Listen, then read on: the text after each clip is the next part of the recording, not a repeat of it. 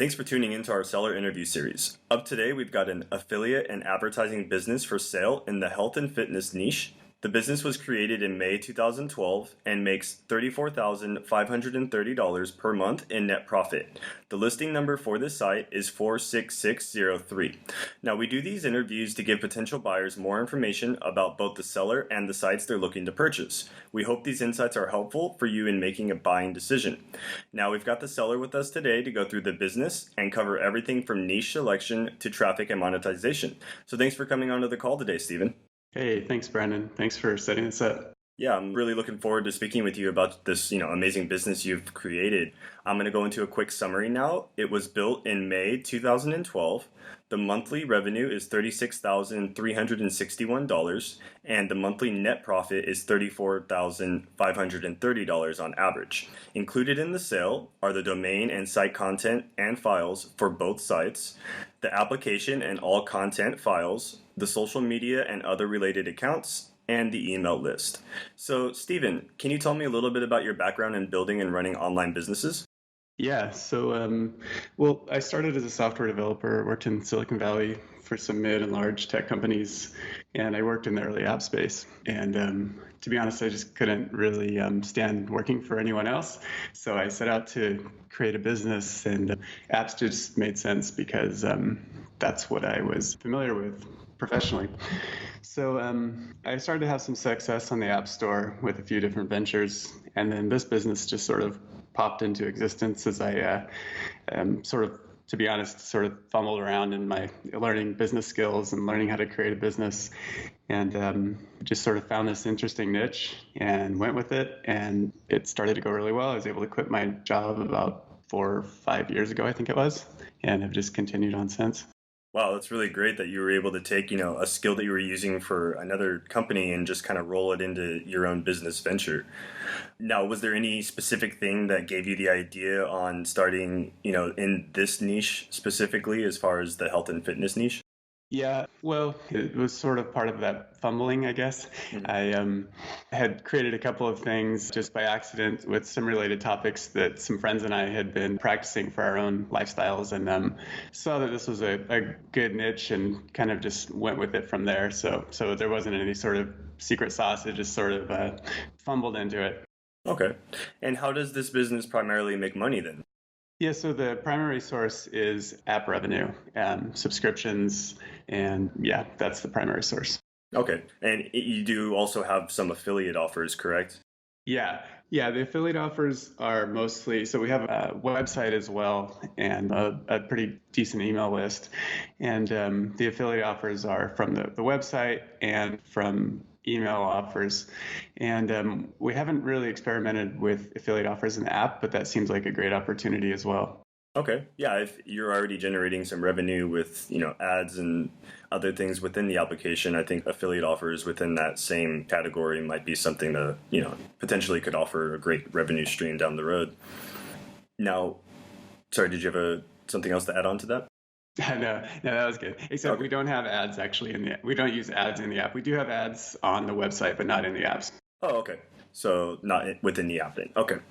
Now, so if this business is doing so well right now, Stephen, why are you deciding to sell the business at this moment in time? Yeah, so I mean, I've gone kind of back and forth for, I guess it's been the last couple of years on considering selling it.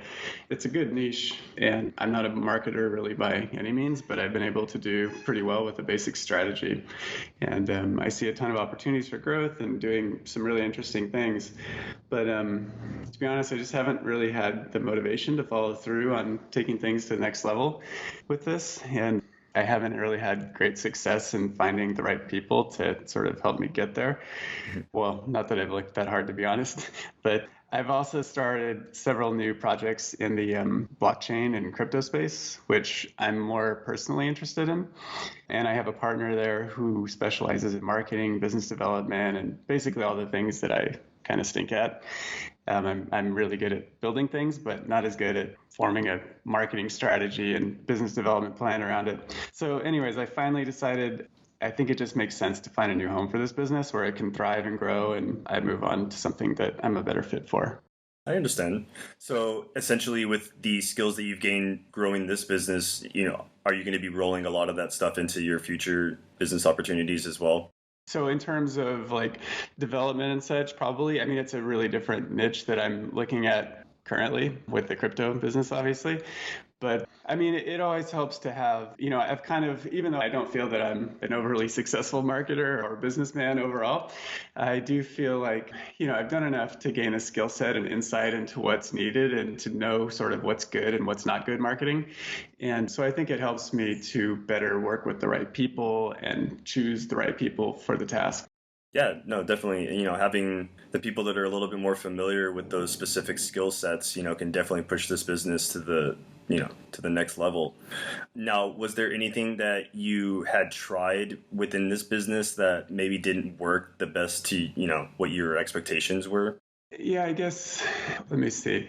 Well, so with the website, I wasn't putting a lot of time into it. My wife was putting more time into it. And I think we have never really gotten a good feel of how to do proper SEO, to be honest. Mhm. And also, we haven't followed like a lot of Google's best practices. So we took a big hit in the website traffic. I think it was last year with one of the Google algorithm updates. So I would say for a new owner, if they want to focus on the website going forward, doing good SEO practices, best practices, and following Google's guidelines and whatnot is going to be super important. Yeah, no, it's definitely something with any type of content related monetization that, you definitely got to stay up to date with all of Google's algorithmic changes because they're just constantly changing for marketers and SEO, in general. So does a majority of your traffic come from Google then? No, actually, a majority comes from Pinterest, Oh, and it is so there was a decent amount of Google traffic, but the majority currently comes from Pinterest, and you have to be careful with Pinterest as well. But yeah, and that's all organic searches within Pinterest then? right. Yeah, we haven't done any paid advertising. I mean, we've done a couple of experiments, I think, on the apps quite a while ago, but otherwise, no paid advertising. So now, if you were to keep and grow this business, what are some of the ways that you would focus on growing at this point in time? Yeah, so I mean, it's a big market and there's a lot of opportunities. Personally, I'd probably focus mostly on the app side because, well, it's where the majority of revenue is. And I think it's where a ton of growth is possible. So I think, for one, just implementing a good App Store marketing strategy would be really helpful. I haven't done a whole lot there, to be honest. It's been mostly organic traffic. And the Google Play Store, so the apps are cross-platform, so they do work there already. I just really haven't put much of any effort into it. So yeah, putting them on Google Play Store if they're not already there, which I think I only have a couple on Google Play now, and doing some good marketing there would be pretty awesome. I think optimizing sort of the funnels, so for app discovery, download, conversion to paid user, retention, and even upsells within the app, which we're not doing currently, could be super valuable. I'm experimenting maybe with pricing in the apps. And I think we're probably losing a lot of potential customers with the sort of overly simplistic approach we have with pricing and signing new users, but we're still doing pretty well. There is opportunity with the website as well, but like I was saying, I haven't put much time or resources into it, so it doesn't perform as consistently currently as the apps. But there are a lot of things that it could be used for in relation to the apps or on its own, and we can discuss that with a new owner. And the business also gets a lot of email signups, so better leveraging this for the apps or as an affiliate marketing tool or other purposes could be useful too. Yeah, definitely. And then I also noticed, a certain word that you had pointed out that it was apps. So I don't think we've discussed this yet. Is there more than one application included with this sale? Yeah, so it's basically a suite of applications. They're all, so we've sort of built a platform to create apps, and it makes it, the way it's set up is that it's sort of like one app, but one app platform or one app, but it's been targeted towards different niches. And that basically, we've made it so that it's really easy to maintain and release new apps, which, generally I would be maybe hesitant about an app business that has just a ton of apps that are all different code bases, because that could be tough to maintain with a small team. But this makes it really easy, so I don't spend much time, and it makes it easy to release new apps as well. Okay. And then, so now that you've been running this business for a little over 7 years, what are some potential risks that a, future buyer should be aware of when purchasing this asset? Yeah, I mean, I think probably, standard risks most digital businesses have, like new competitors taking market share. And as a first-time business owner, I used to be kind of paranoid about it in the past. But, I've been doing this for, I guess it's been 6 or 7 years, and it's never really been an issue. And at this point, the business is pretty unique in the space since it's pretty diversified.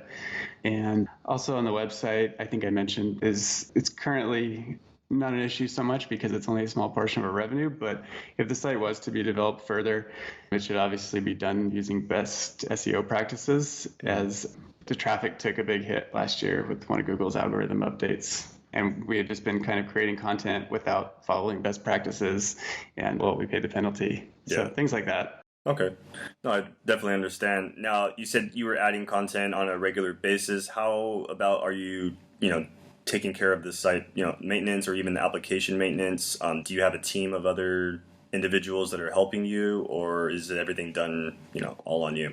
No, so my wife was helping or has done a lot of the website content work, or she's hired people to do the content, and we don't post very regularly, to be honest, or especially lately. But in terms of the apps, it's always been on me. But like I said, I really haven't spent I've spent very little time over the past year or two having to do anything with the apps.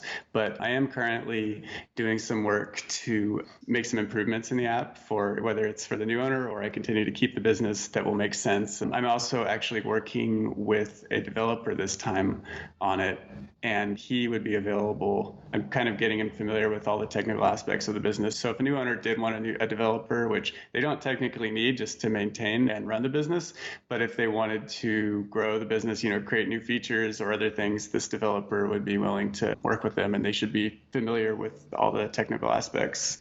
Okay. No, that's really great to hear that you already have something kind of in the pipeline that can kind of help a potential buyer down the road with, continuing to grow or even just maintain the current state of the business. Now, aside from maybe some of the coding stuff, whether they do or do not end up getting the developer, and then obviously the SEO for content we spoke of earlier, is there any other particular skills you think would be very valuable for a potential buyer to have with this? Yeah, I think, well, if they had marketing experience, I think that's where some real value could be added, particularly either App Store optimization, which App Store optimization is, it's sort of analogous to SEO, but it's actually in a much simpler state than SEO. So it doesn't take a whole lot to pick it up. I honestly haven't taken much time to, well, I actually am somewhat familiar with it, but I haven't put much effort into it. Yeah, so familiarity with that or marketing in general, I think, would be probably sufficient, and they could learn the skills needed for that. And then for the site, of course, SEO and content creation, or having a good team or knowing how to create a team to create content would be useful. Yeah, no, definitely. I mean, growing the content further down the road. I mean, obviously, SEO is going to play a big part, as you mentioned. And then also, it's good to know that, they don't need to technically have that back end developer knowledge or know how to really grow this business. So that's good to know as well. Now, Stephen, are you willing to commit to a non-compete, meaning that, going forward after you sell this business, that you would stay out of this particular niche? Yeah, sure. That's not a problem. Okay, perfect. And then how much support are you willing to offer potential buyers? Are you going with the typical 30 days email and Skype support, or do you have some other support that you're willing to offer? Yeah, I mean, I'm flexible here. I'd really like to see the business succeed. I'm willing to work with the new owner however I can be of assistance, however it would make sense for them, really. Okay. And then also, are you willing to negotiate something like an earnout for the sale of this business where you would receive a large portion of the sales price up front and then maybe some smaller payments over the course of a few months after? Yeah, I think that would be fine. Okay, perfect. Now, Stephen, if you were, in the shoes of a buyer currently listening to this, what are some of the reasons or things that stick out to you on why this business is worth buying? Yeah, so I think, well, like I said before, I really do think there's a lot of opportunity for growth, and it is an evergreen market. There are also similar companies that they're not exactly doing the same thing, but they're in a similar market and niche, and a couple of them are doing significantly higher revenues, like really significantly higher revenues, and their apps aren't really very sophisticated, and I think it's mostly due to marketing. And it's one of the reasons that I haven't sold before, because I wanted to do this, but I just haven't. And then also the apps are architected in sort of a unique way that makes the apps extremely easy to maintain and update, build a platform and process to quickly make new products available as trends change. And this one, I'm not sure. This one is kind of really unique in that, so I was granted a special tax status, so the business tax rate is very low, and this hasn't been factored into the valuation or anything, and I'm not even sure if it might not make sense for a new owner, but it is something that could potentially be transferred or interesting to the right buyer to make the business much more valuable to them. Yeah, no, that's really interesting. That's the first time I've heard something like that. So I'm sure that could be a huge benefit to a potential buyer and, not only growing the business further down the road, but also having that, little bit of a break just to allow the revenue profits to be a little bit higher than most others that are in this, same particular type of monetization. Awesome, Stephen. Well, I really appreciate you coming onto the call with me today, and I look forward to seeing, the future and getting this listing sold and, kind of seeing what, the crypto space is to offer you down, in your future endeavors. Thanks, Brandon. Thanks a lot. Thank you so much, Stephen. Have a good day. Thank you, and best of luck to you as well. Thank you. If you're watching this on YouTube, please subscribe to our channel. And if you want more information, the link will be below the video that will take you to this marketplace listing. If you're watching this on the listing page and you want more information, become a depositor today. When you make a deposit, one of our business analysts will be in contact with you and you will be given everything you need to review this business. Thank you and have a great day.